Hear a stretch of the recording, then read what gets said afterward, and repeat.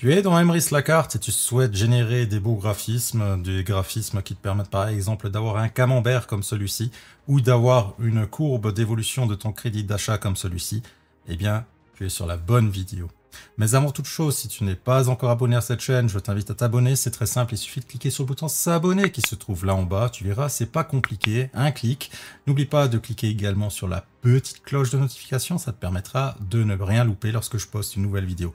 Si le contenu de cette chaîne te plaît ou si tout simplement cette vidéo t'a été utile, n'hésite pas à me laisser un maximum de pouces parce que ça me touche beaucoup et ça m'aide et ça me fait plaisir.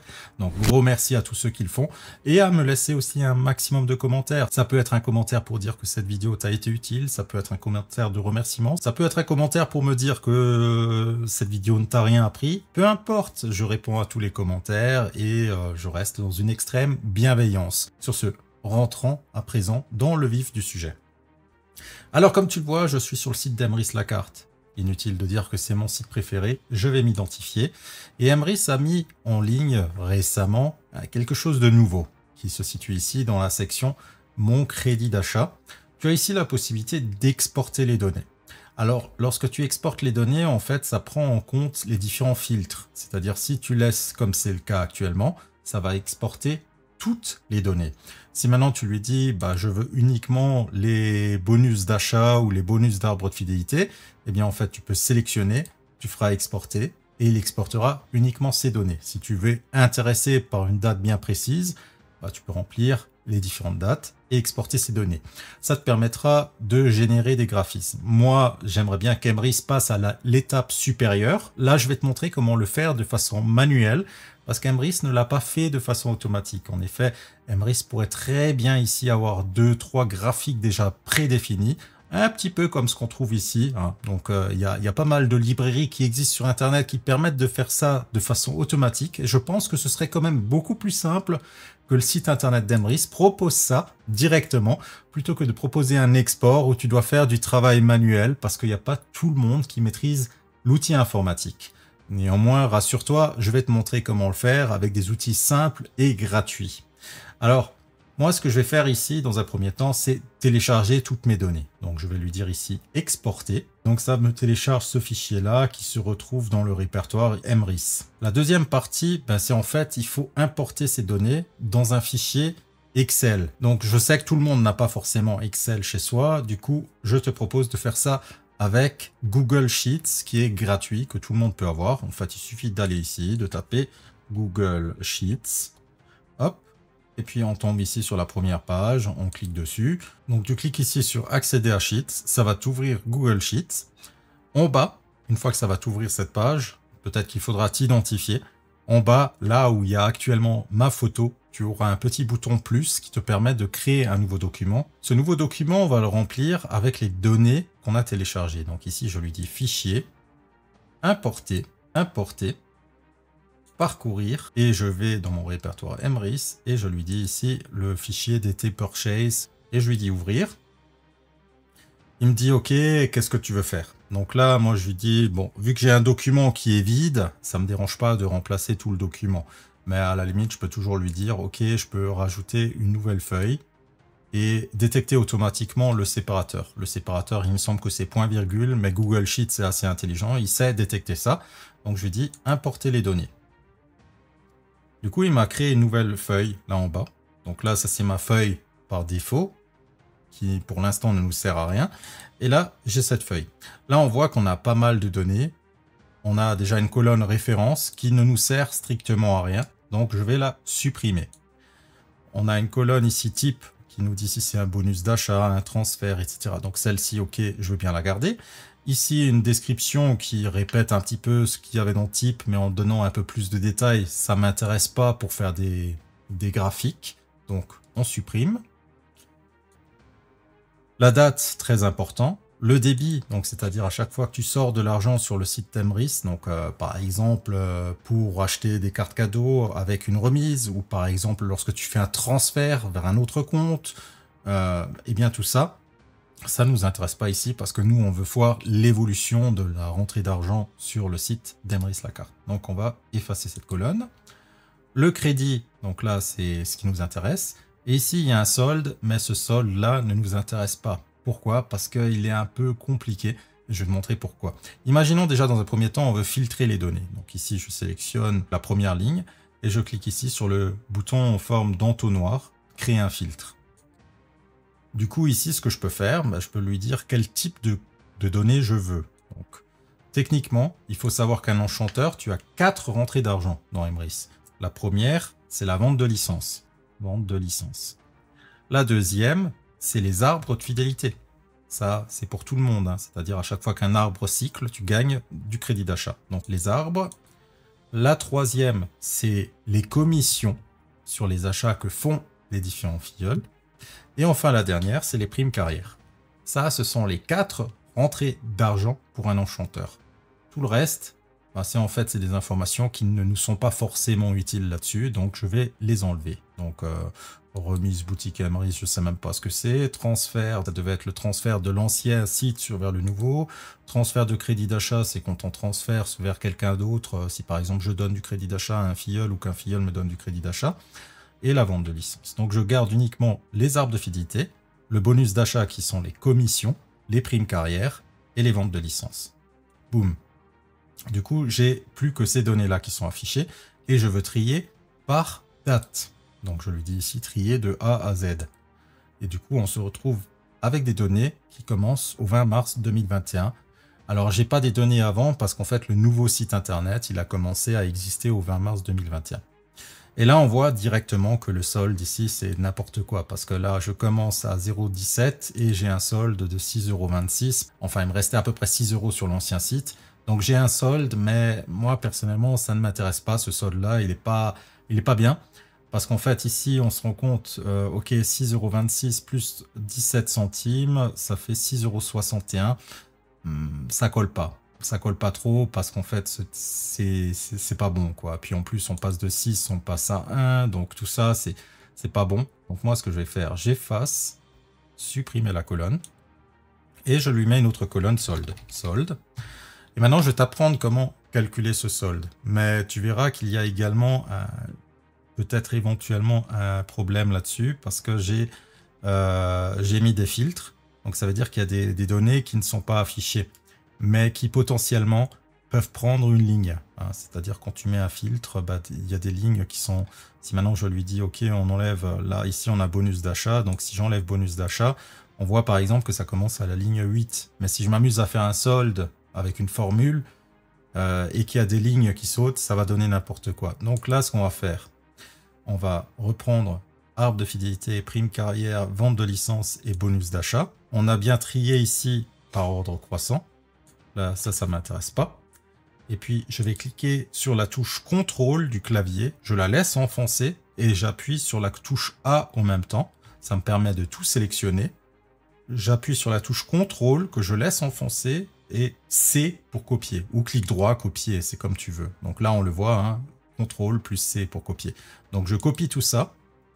Ici, je clique sur le petit plus qui est en bas, là. Ça va me créer une nouvelle feuille.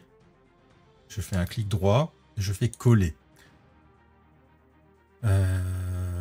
Fermer. Donc CTRL V. Du coup, il m'a tout collé et j'ai pas de ligne invisible. En fait, il m'a juste collé. Il m'a pris les données ici qui sont visibles. Les données invisibles, il les a pas copiées. Du coup, je me retrouve ici avec cette partie-là qui est nickel, qui est correctement filtrée.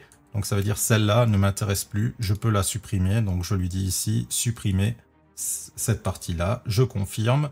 Je retourne sur ma feuille 2 qui contient toutes les données. Si je fais un double-clic, je peux le renommer et puis je peux lui dire toutes les données. Voilà.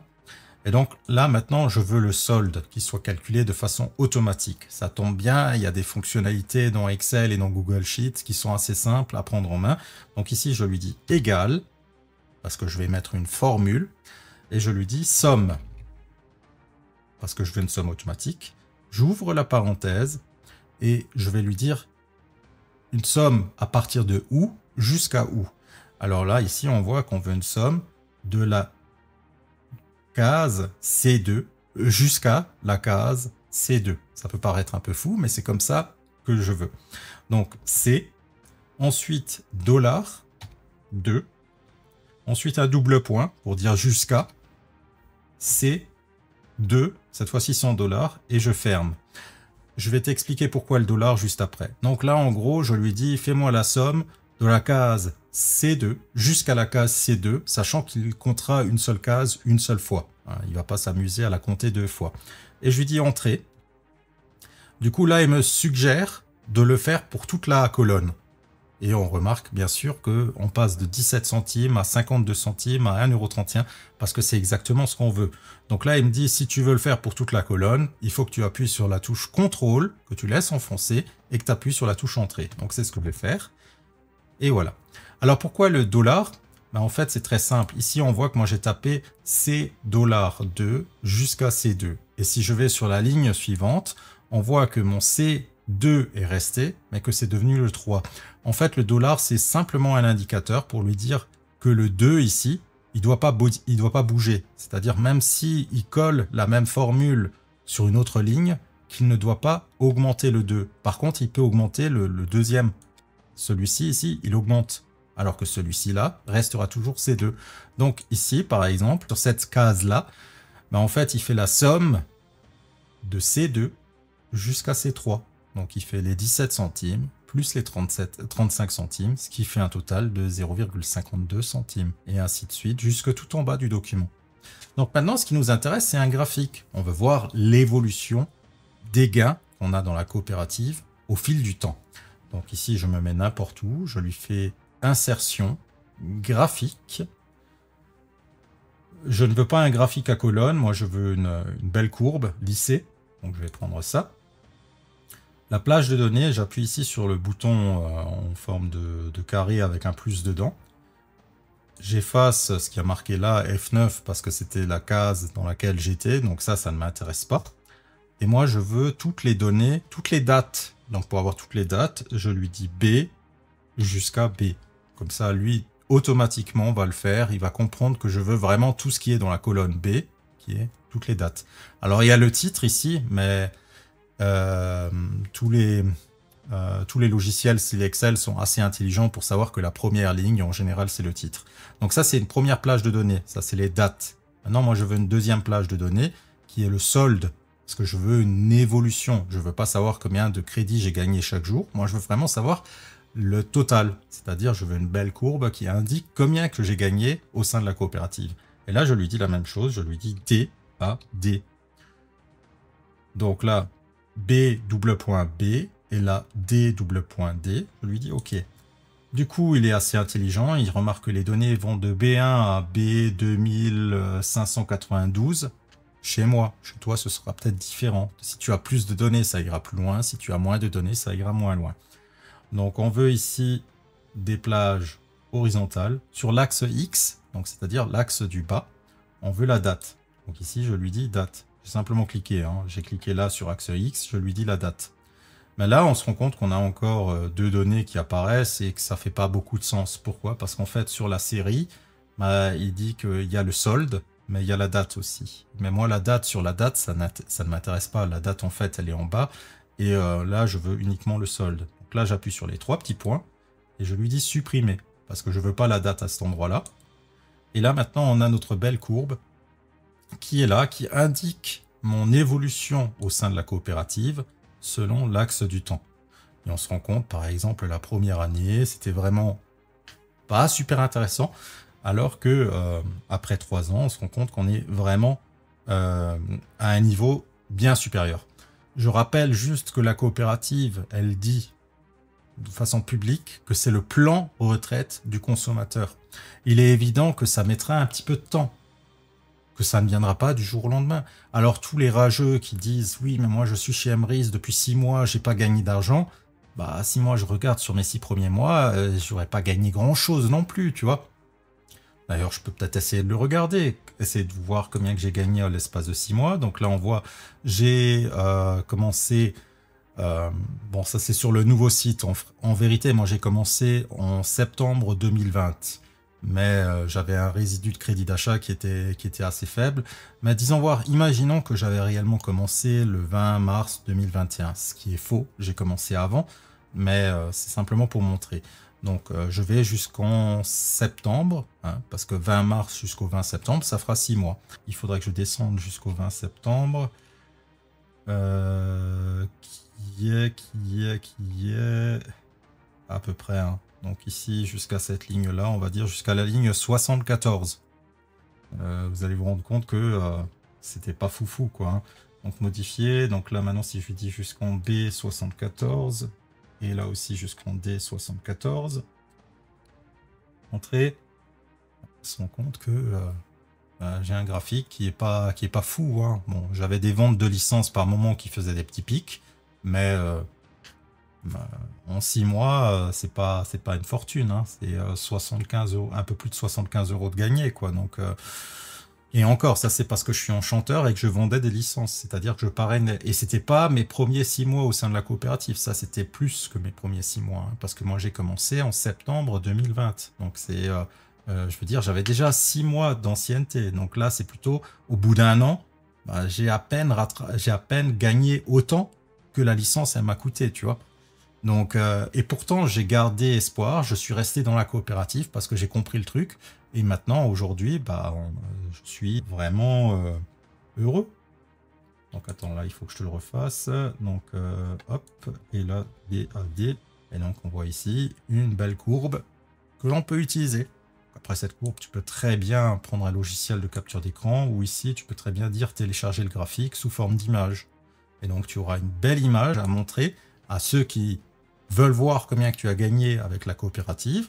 En fait, tu peux leur montrer que bah, c'est pas au début qu'il faut se focaliser, c'est vraiment à la fin. C'est la retraite du consommateur. Je rappelle juste, hein, dans le monde du travail, actuellement, en plus avec Macron qui change les lois tous les 3 jours, il faut travailler jusqu'à 67 ans.